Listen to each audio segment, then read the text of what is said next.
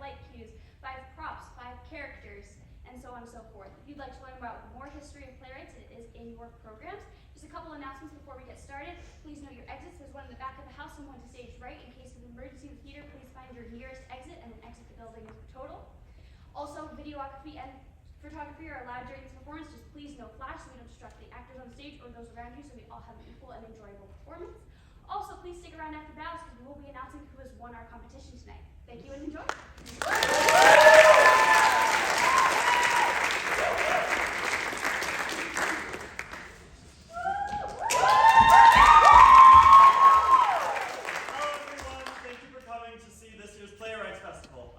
Ferarri, and I'm so happy that my play was selected to be performed this year. I hope you enjoy all the wonderful shows that have been put together for you this evening.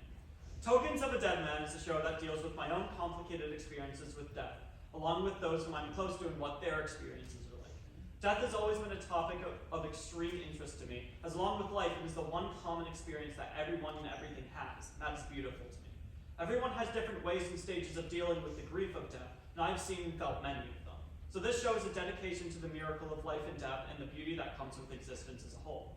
The show references a man who has recently died after being diagnosed with a fatal respiratory illness. On a complete whim, he decides to give up his old life and escape to travel through Europe with what time he has left. The show is a series of monologues spoken by the few items the man collects on his journey through Europe before he died, representing the different places he visited and what state he was in when they were with him. Working on the show has been a wonderful experience. I'm so happy that my director, Bruderer, allowed me to be so involved in the creation of it. I'm also so grateful to my actors, Kristen, M, Cecilia, Luke Johnson, and Nick Donahue for spending the time they did on my show. I also want to thank my mother and father for always encouraging my writing and supporting me with everything I do. I also want to thank my 2 sisters, Caitlin for introducing me to theater and creating my passion for it, and Mallory for creating my drive for good storytelling and representing the meaningful parts of life. Thank you, I hope you enjoy.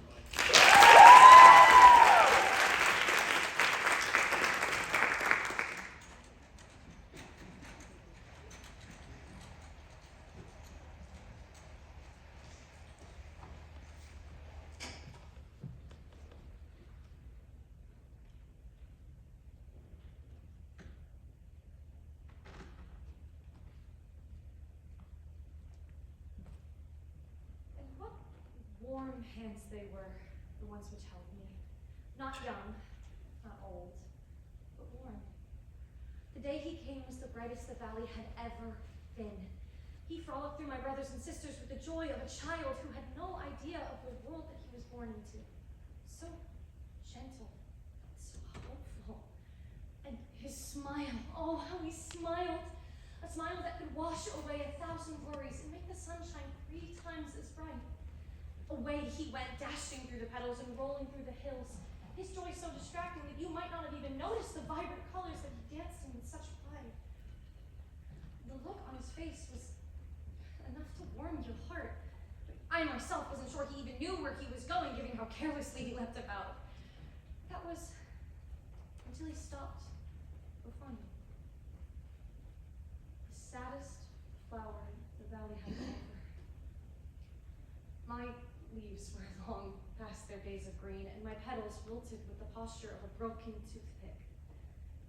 He knelt down in the patch before me and offered his grass to me as if I were able to accept it. A cough into his arm, and suddenly I was in the palm of his hands, plucked from a world that I had once called my own. Poor little tulip, he said to me. You and I are more similar than you will ever know.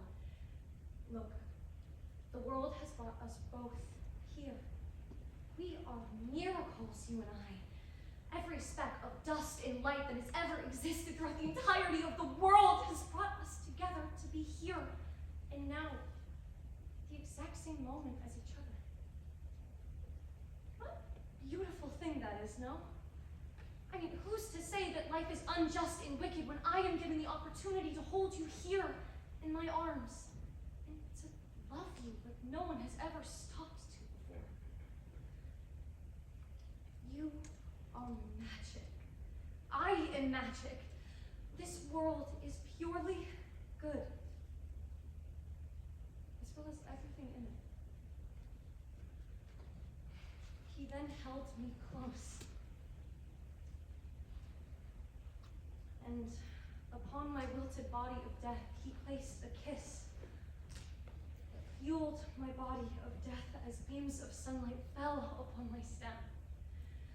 He placed me on the ground with the tenderness of a mother holding her firstborn child. Coughed into his arm.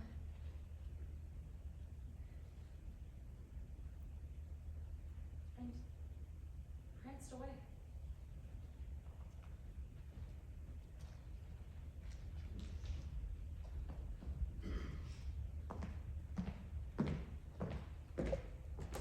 Fantastic fucking life it was. I mean, really. What's the point of any of it when you really think about it? It's probably easy for you to say all those pretty little things when you don't have shit to worry about. But let me ask you this. When you spend 12 hours a day trapped in an arena with the constant threat of being torn apart by a rabid animal with twice the amount of horns as a goddamn unicorn, you don't have a lot to look forward to. Oh, life is wonderful. Everything's a miracle. Yeah, that's nice to think about and all, with all the possibilities there are for things to exist or whatever. But the truth is, life is one thing and one thing only. A bitch. A bitch who's kind and nice to you in little itty-bitty pieces, and then shoves a pitchfork up your ass the other 90% of the time. Life isn't fair. It's a game of The Sims where you have to hope your god isn't mean enough to say, oh, let's box in the pool and hope they drown. That'll be fun. Let me tell you, no one got it like this guy did. I've never been so entranced by the bloodlust of a man, quite like the one that held me just far enough from that demon's head. Dodged and weaved as he did.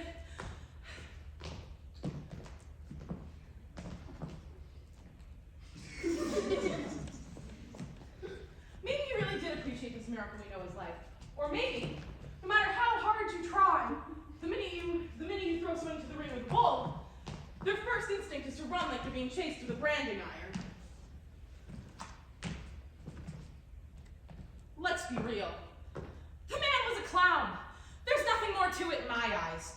You have to be a different kind of crazy to throw yourself in that ring no matter how much blood you're coughing up.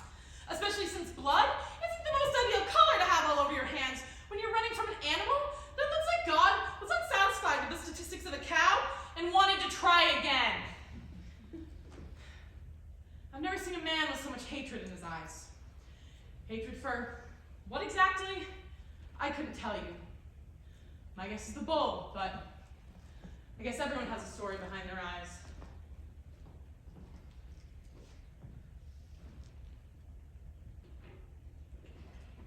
Well, I'll tell you one thing. Life is just, man, it's a tough one. I mean, take me for instance. I'm a wallet. If anyone could tell you a thing or two about how the world works, it's your good old friend, cash. Cash is just, man, it's the best stuff. It lets you do everything, go anywhere, do anything, be anyone. You can solve any problem in the world as long as you have enough cash and know where to put it. And oh, the things he'd have been able to do if he just, I don't know, realized the potential of that. Life doesn't reward those who engage in selfish activity. I think we've all learned that one at some point. This guy was like hundreds of others I've seen from the pocket of my master. In need. Yes, that's how I put it, in need. He was a simple man with simple needs. Money is a simple need. When you don't have money, you need to get it. So there I was, falling loose from my old man's pocket when, whoop, now I'm on the pavement. The shuffling of feet running all around me was overwhelming as I became lost. Not of meaning, just of someone to utilize me. And I could offer it all. I mean, really, what's gonna happen when you just stumble upon a wallet? What else was he supposed to do? Don't act like you wouldn't have done the same in his situation. Man, all hunched over like that too. I remember how he scoured his pockets looking for anything that might justify him being able to put me back on the ground and forgetting he ever saw me. But when you only got a few cents to your name, let's just say the courteousness of, hey sir, you dropped this, was said one less time than it should have been that day. But here we are now, guilt-free and ready to rock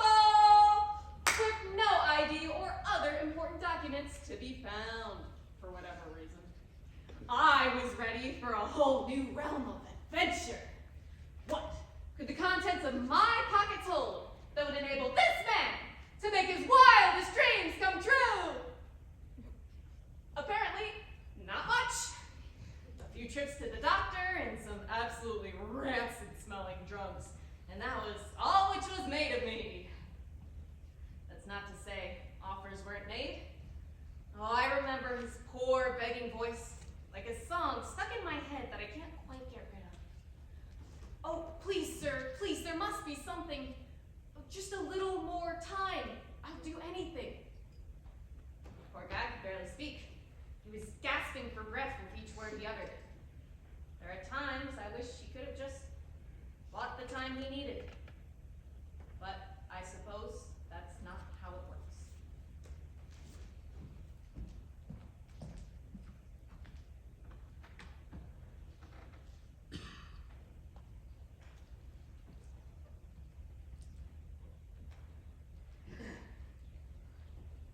There is always enough time. That much is guaranteed. True, not everyone gets the same amount. It is also true that not everyone is able to accomplish all that they wish with what time they are given. But there is always enough. He wasn't made for great things. He wasn't made to be perfect, not a servant nor a prophet. He was made for the same thing that everyone is made for. He was made to be an experience. And what an experience he was. A miracle life is that is indisputable. Our emotions get the better of us sometimes and block us from seeing such. He was a flawed man. Imperfect, wrong, perhaps even ugly. Such is life. The fact of the matter is that no matter which way you look at it, he was here. And now he always will have been. People will forget. Time will forget. He will be insignificant, and yet he was here. All the same. Just the same as you. And where will your hands be pointing when I draw my last breath? He asked me. And on which day of which month? I did not respond. I couldn't. I am a pocket watch.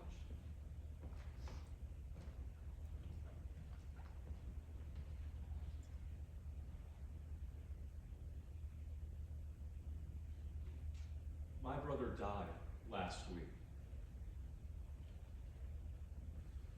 It took us a while to hear about it. No one could find him.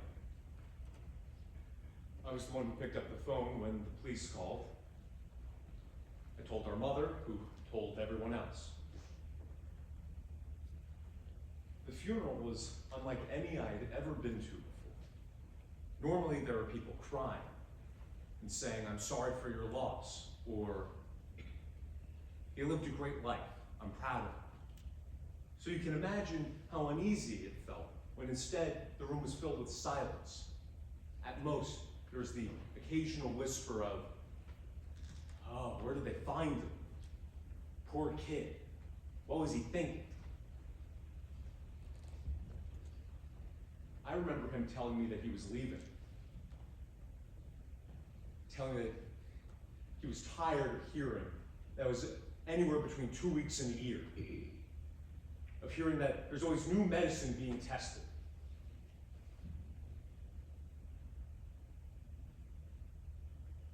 When they found him, he was already rotting.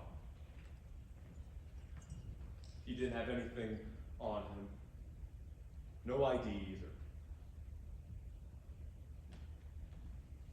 All he had left were the rotten remains of a tulip, a torn red cloth, an empty wallet, and a silver pocket watch.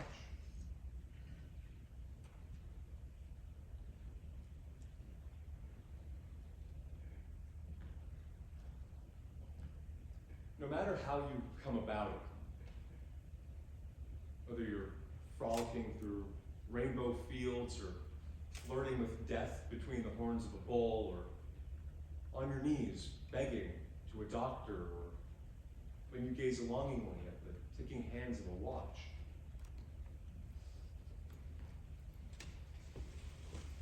Acceptance will find you. What say you? He was scared.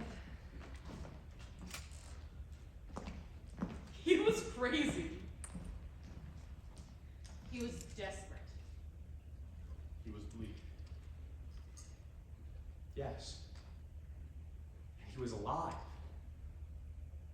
What a shame that something as wonderful as being alive is cursed with all these burdens.